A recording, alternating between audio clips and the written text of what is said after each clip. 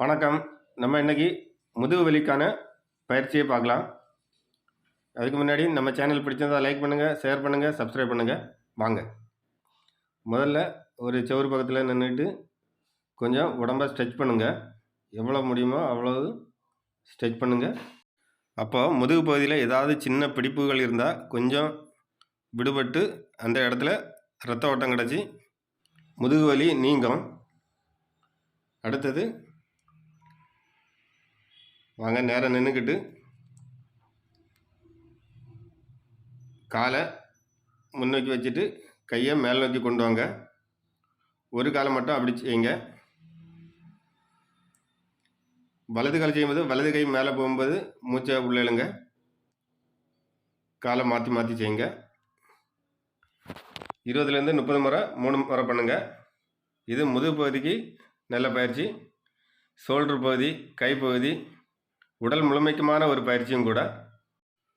தொடைப்பகுதி, வயிற்று பகுதி, இடுப்பு பகுதியில் உள்ள தேவையற்ற சதைகளும் நீங்கும். கையை ஷோல்டர் பக்கமாக கொண்டு வந்து முன்பக்கமாக திருப்புங்க. 10 முறை பண்ணுங்க. அடுத்தது இது பின்னோக்கி பண்ணுங்க. இந்த பயிற்சி செய்யும்போது முதுகு பகுதி, கழுத்து பகுதிக்கு நல்ல லகுத்தன்மை கிடைக்கும். 10 முறை பண்ணுங்க. இந்த பயிற்சியில் காலை கொஞ்சம் சேர்த்து வச்சுட்டு காலை பின்னோக்கி கொண்டு வாங்க, கையை மேல் நோக்கி கொண்டு வாங்க. இதுவும் உடல் முழுமைக்குமான ஒரு பயிற்சி. இந்த பயிற்சியும் முதுகு பகுதிக்கு, கை ஷோல்டர் பகுதிக்கு நல்ல பயிற்சி. 20லேருந்து 30 முறை பண்ணுங்கள். 3 டைம் பண்ணுங்கள். அடுத்த பயிற்சி, கையை நம்ம நீச்சல் அடிக்கிற மாதிரி கொண்டு வாங்க. நம்மளால் எவ்வளோ ஸ்ட்ரெச் பண்ணி பண்ண முடியுமோ அவ்வளோ பண்ணுங்கள். அப்போ உங்களுக்கு இடுப்பு பகுதியில் உள்ள தசைகள் குறையும். கைப்பகுதி, முதுகு பகுதியில் உள்ள பிரச்சனைகள் எல்லாம் தீரும். அடுத்தது கையை பின்னோக்கி தள்ளிட்டு உடம்பை ஃபுல்லாக முன்னோக்கி தள்ளுங்க. இந்த பயிற்சியும் 20லேருந்து 30 முறை பண்ணுங்கள்.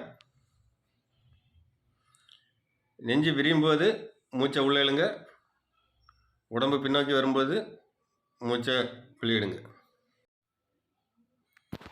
அடுத்தது அப்படியே படுங்க.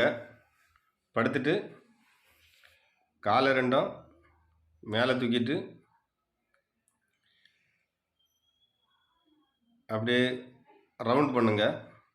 தரையில் படாமல் வலது பக்கமாக கொண்டு வந்து அப்படியே ஃபுல்லாக சுற்றுங்க. வலது பக்கமாக 10 முறை சுற்றிங்கன்னா இடது பக்கமாக 10 முறை சுற்றணும். இந்த பயிற்சியானது நம்ம வயிற்று பகுதிக்கு நல்ல பயிற்சி. வயிற்று பகுதியில் உள்ள தேவையற்ற சதைகள் குறையும். இடைப்பகுதியில் உள்ள தேவையற்ற சதைகள் குறையும். முதுகெலும்பு நல்ல பலப்படும். இப்படி தினமும் காலையில் அரை மணி நேரம் உடற்பயிற்சி செய்தால் நம்ம உடல் முழுமைக்குமாக ஆரோக்கியமாக இருக்கும். அடுத்தது அப்படியே நேரப்படுத்திக்கிட்டு கையை ரெண்டும் விரித்து பக்கவாட்டில் வைங்க. வச்சுட்டு வலது காலை இடது பக்கமாக கொண்டு வந்துட்டு உங்கள் தலை வந்து வலது பக்கமாக பார்க்கட்டும். அடுத்து காலை மாற்றி செய்யுங்க. காலை மாற்றி செய்யும்போது மறுபக்கமாக பாருங்கள். இடது காலை செய்யும்போது வலது பக்கமாக கால் போட்டு இடது பக்கமாக தலையை திருப்பி பாருங்கள். இந்த பயிற்சியை 5லிருந்து 10 முறை பண்ணுங்கள். இது முதுகு பகுதிக்கு, நடுப்பகுதிக்கு நல்ல பயிற்சி. இந்த பயிற்சியானது உடல் முழுமைக்குமாக ஒரு நல்ல இரத்த ஓட்டம் கிடைக்கும். முதுகு பகுதி ஃபுல்லாக திருகப்படும்.